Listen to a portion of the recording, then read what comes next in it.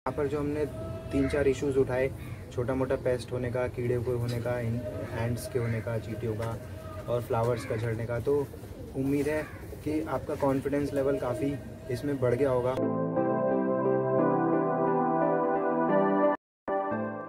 तो आप देख सकते हो कि अभी गार्डन जो है अपनी फुल स्ट्रेंथ में और प्लांट्स अपने पूरे विगर के साथ, पूरी स्ट्रेंथ के साथ उग रहे हैं, बढ़िया से उग रहे हैं और काफ़ी फ्रूटिंग भी इनमें हो रही है। आप पीछे देख सकते हो किस तरह से ये फल लगे हुए हैं और भी इधर उधर काफ़ी चीज़ें उग रही हैं। तो गार्डनिंग में कुछ चीज़ें हमें अक्सर परेशान करती हैं या बॉदर करती हैं, जैसे कि कई बार ग्रुप्स में देखा है कि या किसी फोरम्स में मैंने देखा है कि लोग पोस्ट करते हैं कि कई बार उनको चींटियों से समस्या हो जाती है कि अगर इधर उधर चींटियाँ दिख जाती हैं तो उनको परेशानी हो जाती है और फूलों के झड़ने से उन्हें थोड़ी बहुत प्रॉब्लम होने लगती है एकदम से। इसके बाद जो हमारा सॉइल होता है या पॉटिंग मिक्स, उसमें अगर वो इंसेक्ट्स या कीड़े वगैरह देखते हैं तो उससे भी उन्हें घबराहट होने लगती है।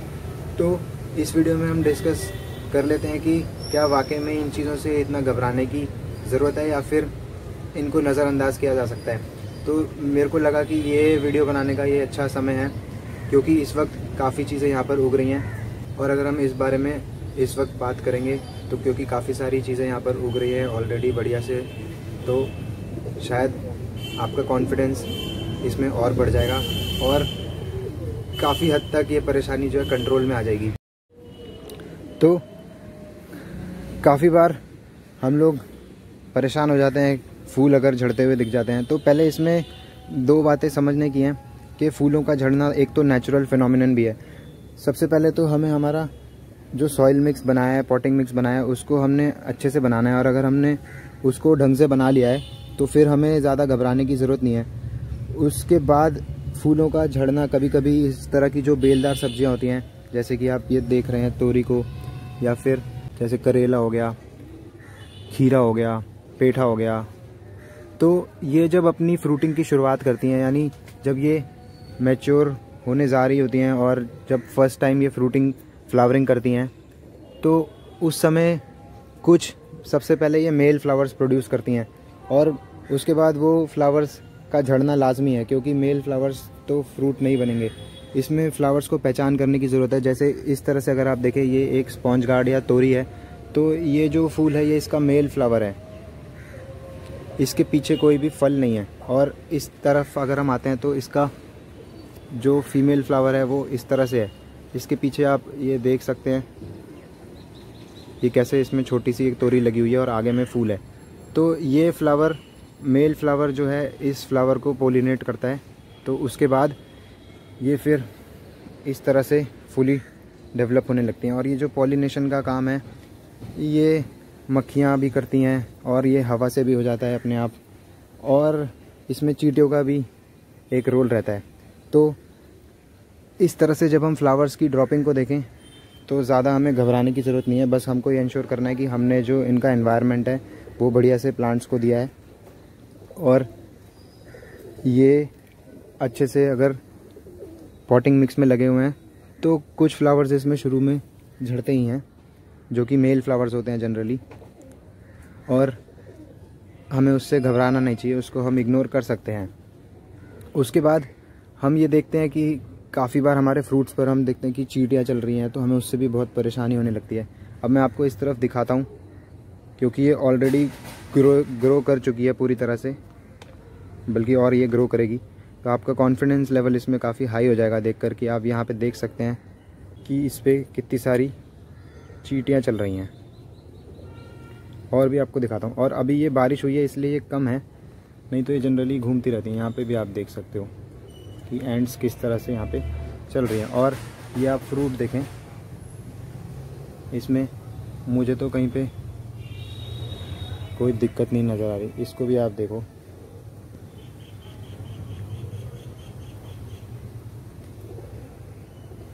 उसके बाद छोटे फूलों पे भी दिखाता हूँ आपको।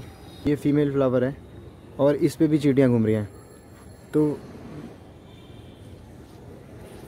इस पे भी आप देख सकते हो आराम से चींटियाँ घूम रही हैं और फिर भी इनकी फ्रूटिंग आराम से हो रही है। तो ये चींटियों का भी काफ़ी रोल होता है, पॉलिनेट कर देती हैं ये भी ज़्यादातर, और इसमें मैं आकर कोई भी हस्तक्षेप नहीं करता।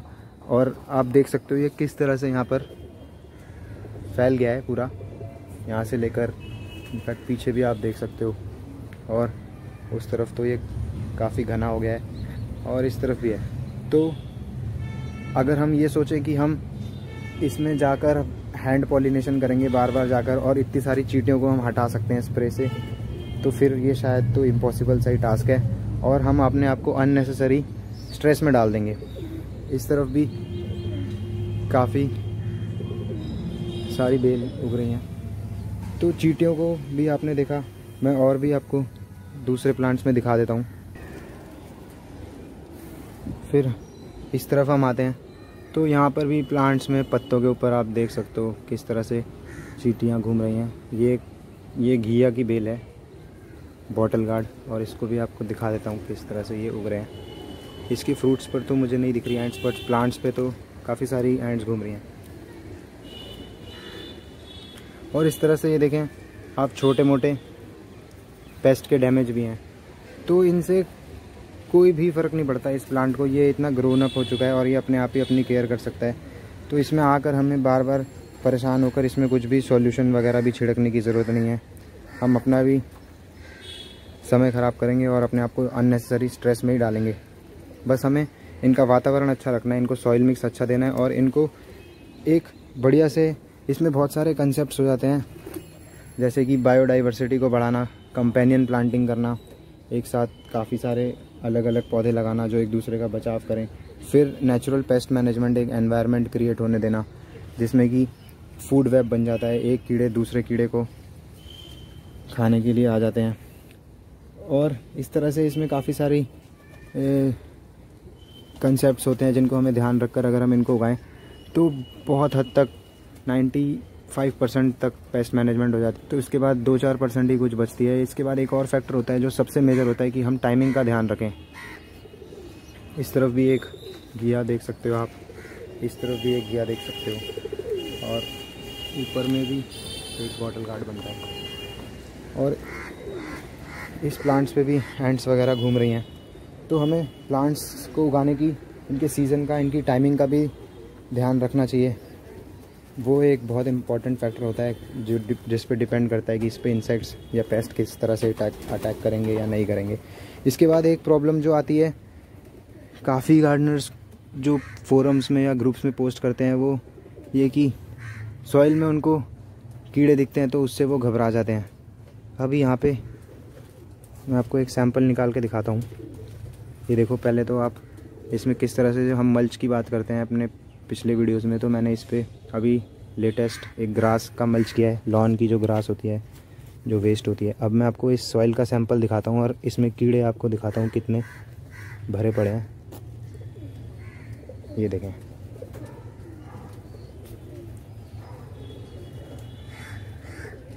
तो इसमें आप देख सकते हो कि ज़रा सी मुट्ठी में कितने सारे कीड़े आपको दिखाई दे रहे हैं, और इसमें चींटियाँ वगैरह भी घूमती रहती हैं। तो ये भी अपने आप में इसका भी एक कंसेप्ट है कि जो सॉइल होता है उसकी जो स्ट्रेंथ होती है, लाइफ होती है, उसकी फर्टिलिटी जो होती है, उसकी लाइफ पे डिपेंड करती है कि किस तरह से उसमें जो जीवन देने की क्षमता होती है मिट्टी में, वो दरअसल उसके अंदर कितना जीवन है वो उस पर डिपेंड करती है। इसके अंदर माइक्रोब्स कितने हैं। तो हम इतने सारे इसके अंदर, अब मैं आपको दूसरी जगह से सैंपल भी लेकर दिखाता हूँ। तो अगर इतने सारे इसके अंदर कीड़े हैं जो हमें सिर्फ हाथ से ही उठाने पर दिख रहे हैं आँख से अपनी, अब हम इस तरह से, तो आप इस बात का अंदाज़ा लगा सकते हैं कि इसमें माइक्रोब्स कितने सारे होंगे। ये आप देख सकते हो, ख़तरनाक से कीड़े भी हैं इसमें। तो मैंने वापस रख देता हूँ इनकी जगह पर। इन कीड़ों को देखकर हम अंदाज़ा लगा सकते हैं कि इसमें माइक्रो ऑर्गेनिजम्स कितने सारे होंगे। जो सॉइल की लाइफ होती है वो एक्चुअली में उसके माइक्रो ऑर्गेनिजम्स पर डिपेंड करती है। जो इसमें हम न्यूट्रिशन डालते हैं, खाद डालते हैं, वो डायरेक्टली जो ये पौधे होते हैं वो इसको ले नहीं पाते। जो माइक्रोब्स होते हैं वो उसको ब्रेक करते हैं सबसे पहले उस फॉर्म में जिसमें प्लांट्स इनको ले सकें, उनकी जड़ें इनको ले सकें। और जो कीड़े होते हैं वो भी इसमें बहुत एक महत्वपूर्ण रोल अदा करते हैं। कभी कभी हो सकता है कि जब हम इसमें सैपलिंग्स लगाते हैं तो उसमें कुछ कीड़े उन सैपलिंग्स को नष्ट भी कर सकते हैं। वो जनरली तब होता है जब सैपलिंग्स जो होती हैं हमारी वो बहुत वीक होती हैं, वो ऑलरेडी से बहुत हेल्दी नहीं होती और वो बहुत छोटी होती हैं। तो अगर हम जनरली सही टाइम पर उनके सीज़न में हेल्दी सैपलिंग्स को लगाएंगे तो उसको अटैक जो होगा इंसेक्ट्स का वो बहुत मिनिमम होगा। और आपको इस बात से यहाँ पर देखकर इनकी ग्रोथ को कॉन्फिडेंस मिलेगा कि प्लांट्स किस तरह से बढ़िया से ग्रो कर रहे हैं। बाकी जो छोटा मोटा पेस्ट का अटैक होता है उसको भी बड़े होने पर प्लांट्स आराम से झेल जाते हैं। यहाँ पर जो हमने 3-4 इश्यूज़ उठाए, छोटा मोटा पेस्ट होने का, कीड़े को होने का, एंड्स के होने का, चींटियों का और फ्लावर्स का झड़ने का, तो उम्मीद है कि आपका कॉन्फिडेंस लेवल काफ़ी इसमें बढ़ गया होगा। क्योंकि कभी कभी ज़रूरत से ज़्यादा एक्शन लेना भी हमारे लिए ख़राब हो जाता है। और ये भी एक फैक्ट है, मैं कोई नई बात नहीं कर रहा, आपने अभी कोरोना काल में इसको प्रूव होते हुए देखा ही होगा कि किस तरह से पर्यावरण अपने आप ही बढ़िया से हो गया था, पॉल्यूशन लेवल्स वगैरह अपने आप घट गए थे। तो हमारा इंटरफेरेंस जो है वो हद से ज़्यादा नुकसानदायक हो जाता है हमारे लिए खुद ही और हमारे वातावरण के लिए भी। मेरा पर्पस इन वीडियोस को बनाने का इस तरह का यही है कि जो लोग गार्डनिंग को बहुत हेक्टिक समझ रहे हैं और जिनके पास टाइम नहीं निकल पाता, जिनके पास केवल वीक में 1 दिन है, 2 दिन है और उसमें भी ज़्यादा टाइम नहीं होता, और तो वो किस तरह से करें और उसको एक्सपैंड कैसे करें, वहाँ पर अपने लिए सफिशिएंट प्रोड्यूस कैसे निकालें, जगह होते हुए भी नहीं कर पा रहे। तो इस तरह से हमें स्ट्रेस फ्री होकर गार्डनिंग को करना चाहिए। हम शुरुआत तो इसकी स्ट्रेस फ्री होने के लिए करते हैं, रिलैक्स होने के लिए करते हैं, लेकिन धीरे धीरे ये बर्डनसम होने लगता है और हम इसकी साइट को देखकर परेशान हो जाते हैं। तो धीरे धीरे हम समझेंगे इन वीडियोस के ज़रिए कुछ बातों को कि हम किस तरह से उनको इग्नोर कर सकते हैं और अपना बहुत सारा कीमती समय हम बचा सकते हैं और अपने एनर्जीज़ को बचा सकते हैं और बजाय इसमें ज़्यादा हस्तक्षेप किए हुए बढ़िया से कर सकते हैं। और उम्मीद है आपको ये वीडियो पसंद आ रही होंगी, बढ़िया लग रही होंगी। आप चैनल के साथ बने रहें। धन्यवाद।